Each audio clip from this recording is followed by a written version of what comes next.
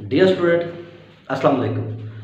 आज का जो लेक्चर हमने डिस्कस करना है वो हमने वही फर्स्ट ईयर की बायोलॉजी को लेके चलना है आगे। लास्ट टाइम हमने डिस्कस किया था लिविंग वर्ल्ड इन टाइम के लिविंग वर्ल्ड इन टाइम क्या होती है, एवोल्यूशन कैसे होती है, और ये जो फॉसिल्स बनते हैं फॉसिल्स की एज कैसे मालूम की जा सकती है, कार्बन डेटिंग का तरीका कौन सा है, और साथ हमने डिस्कस किया था कि किस तरह हम सेडिमेंट्री तरीका जो है वो यूज़ करते हैं एज ऑफ फॉसिल को मालूम करने के लिए। आज हमने जो अपना लेक्चर डिस्कस करना है वो है असल में हमारे पास एवोल्यूशनरी हिरार्की। हमने हिरार्की को डिस्कस करना है, हमने डिस्कस करना है कि एवोल्यूशन किस तरह जो है वो कंटिन्यूस प्रोसेस हुई, या हमारी जो है वो एवोल्यूशन कैसे शुरू हुई, या हमारा जो शजर नस्ब है वो कैसे बना। तो आज का जो हमारा लेक्चर है वो है फाइलाइटिक लाइन एज। देखिए, जब फाइलाइटिक लाइन एज की बात करते हैं तो उर्दू में इसे कहते हैं शजराए नस्ब। शजरा नस्ब से मुराद ये है कि हमारे फोर फादर्स से साथ हमें मिलाने वाली कड़ी, वो कड़ी जिसका ताल्लुक हमारे ओरिजिन से हो, जिसका ताल्लुक जो हमारे फोर फादर से हो। हम जब उस कड़ी को ढूंढने की कोशिश करते हैं या जो कड़ी मौजूद होती है उस कड़ी को, उस लिंक को नाम दिया जाता है फाइलाइटिक लाइनेज। हम इसकी डेफिनेशन करते हैं तो उसकी डेफिनेशन क्या है? It is unbroken series. ये स्पीशीज की एक सीरीज है, जैसे कि ये ए है, ये बी और ये सी और ये डी। इस तरह एक सीरीज है, जैसे 1 2 3 4, इस तरह की एक सीरीज है स्पीशीज की जो कि अनब्रोकन सीरीज है। An unbroken series of species arrange, उन्हें तरतीब दिया जाए इस तरह कि वो शुरू हों कहाँ से? अपने एंसेस्टर से शुरू हों और कहाँ तक जाएं? अपने डिसेंडेंट की तरफ आए, अपने बच्चों की तरफ आए, अपने जो है वो जानदारों की तरफ आए। तो जानदारों की वो सीक्वेंस जो क्या हो, जो अनब्रोकन हो, और वो शुरू हो कहाँ से?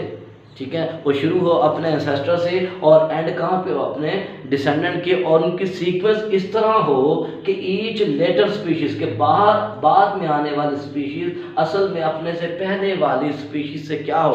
वो अराइज हुई हो। तो हम इसे डेफिनेशन करते हैं ताकि याद करने में आसान हो। ये पेपर में 2 नंबर का क्वेश्चन आता है। It is an unbroken series of species, जानदारों के unbroken species arrange in ancestor to descender, कि इसे अरेंज किया जाए आबाओदाद से लेकर बच्चों तक सीक्वेंस के नजीब विद ईच लेटर, बाद में आने वाली species evolve from the farmer one, पहले से मौजूद। यानी कि हर स्पीशीज, आने वाली नई स्पीशीज पहले से मौजूद स्पीशीज से जब अराइज हो तो इस तरह की जब हम क्या करते हैं, एक सीरीज बनाते हैं, तो उस सीरीज को फाइलाइटिक लाइन एज का नाम दिया जाता है।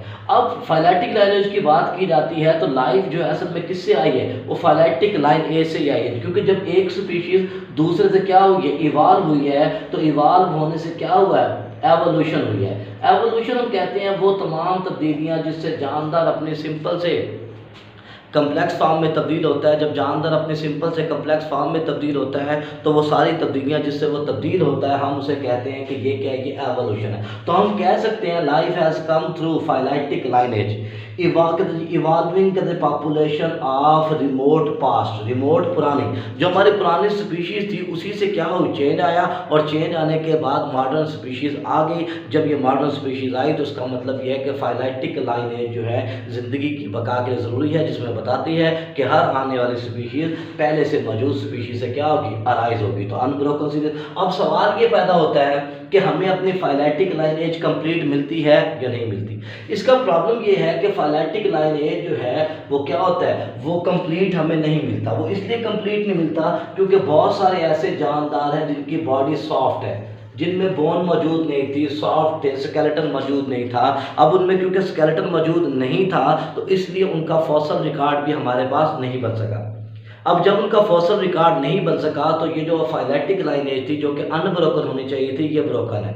ये हमें वापस अपने जो है वो एंसेस्टर की तरफ लेके नहीं जाती, हमें ओरिजिन की तरफ लेके नहीं जाती, क्योंकि इसकी कुछ कड़ियाँ जो है वो क्या हैं? वो मिसिंग है। और due to evolutionary process new species are formed. अब जब भी एवोल्यूशन होगी, फाइलाइटिक लाइनेज होगा, चेंज होगा, उसमें क्या होगा? नई स्पीशीज़ पहले से मौजूद स्पीशीज़ की वजह से क्या होगी? चेंज की वजह से आगे इवॉल्व होगी उससे। तो इसका मतलब क्या होगा? उसका मतलब ये है कि वैरायटीज़ पैदा होंगी, और जब वैरायटी पैदा होंगी, वेरिएशन पैदा होंगी, तो क्या होगा? फिर बायोडाइवर्सिटी पैदा होगी। तो इसका मतलब फाइलाइटिक लाइनेज में एवोल्यूशन होती है।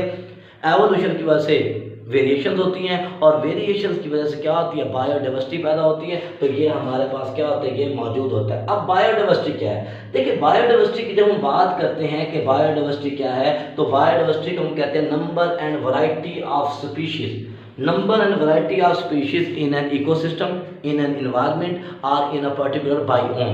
जब किसी भी इलाके में किसी भी जगह पर नंबर और वैरायटी ऑफ स्पीशीज मौजूद हो तो हम उसे कहते हैं कि ये क्या है, ये बायोडाइवर्सिटी है। इस वक्त तक जो हमने स्पीशीज आइडेंटिफाइड कर ली हैं वो 2.5 मिलियन स्पीशीज आइडेंटिफाई कर ली हैं, यानी कि 25 लाख स्पीशीज वो है जो आइडेंटिफाई कर चुके हैं। इसका मतलब ये है कि ये बहुत ज़्यादा ह्यूज है। अब हमारे पास जो MCQs आते हैं, शॉर्ट क्वेश्चन के बाद MCQs वो आते हैं, इनमें सबसे ज़्यादा 53.1% जो हैं वो इंसेक्ट्स हैं, यानी कि जिनका ताल्लुक जो है फाइलम आर्थ्रोपोडा से है, इंसेक्ट मौजूद है। इसके अलावा 19.9% 19.9% जो है वो एनिमल मौजूद हैं। 17.6% जो है वास्कुलर प्लांट मौजूद हैं, यानी कि जिनमें वास्कुलर बंडल मौजूद है, ट्रीडोफाइट हो गए, जिम्नोस्पर्म हो गए और एंजियोस्पर्म मौजूद हो गए। इसके अलावा इसमें 9.4% जो है ये फंजाई हो गए, प्रोटोजोआन हो गए, ये मौजूद हैं। अब कहा यह जाता है कि ये जो हमने 2.5 मिलियन स्पीशीज़ का कहते हैं, 25 लाख स्पीशीज़ का कहते हैं, या कुछ क्या है वो आथर 30 लाख स्पीशीज़ का कहते हैं कि 0.5 स्पीशीज़ हुआ जो अभी तक आइडेंटिफाइड नहीं हुआ। लेकिन कुछ कहते हैं कि ये जो कैलकुलेशन है ये रॉन्ग है।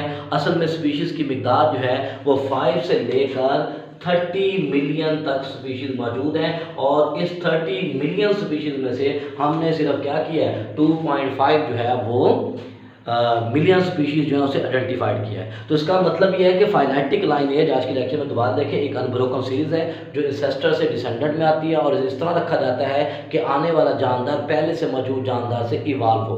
अब ये हमें क्योंकि कंप्लीट इसलिए नहीं मिलती क्योंकि इसका फॉसल रिकॉर्ड नहीं है। वो फॉसल रिकॉर्ड क्यों नहीं है, क्योंकि जानदार जो दुनिया में सॉफ्ट बॉडी थे, जिनका जिस्म मस्कुलर था, जिनमें स्केलेटन मौजूद नहीं था, उसके क्या हुए, उसके जो है वो फॉसल रिकॉर्ड नहीं मिले, इसलिए हमें जो है फाइलोजेनी कंप्लीट नहीं मिलती या फाइलेटिक लाइनेज नहीं मिलती। लेकिन ये हमें ये जरूर बताती है कि किस तरह एक जानदार दूसरे से इवॉल्व हुआ, ये एवोल्यूशन के प्रोसेस में आती है। और जब जानदारों में एवोल्यूशन होगी तो उसमें वेरिएशन जाएंगी, उसमें वैरायटी आएगी। जब उसमें वेरिएशन और वैरायटी आएगी तो हम कहेंगे असल में क्या बनती है, बायोडाइवर्सिटी बनती है। तो ये हमारा आज का लेक्चर था जिसके अंदर हमने डिस्कस किया फाइलेटिक लाइनेज को, डिस्कस किया बायोडाइवर्सिटी को, और हमने डिस्कस किया कौन कौन सा जानदार कितने % जो है बायोडाइवर्सिटी के अंदर मौजूद है।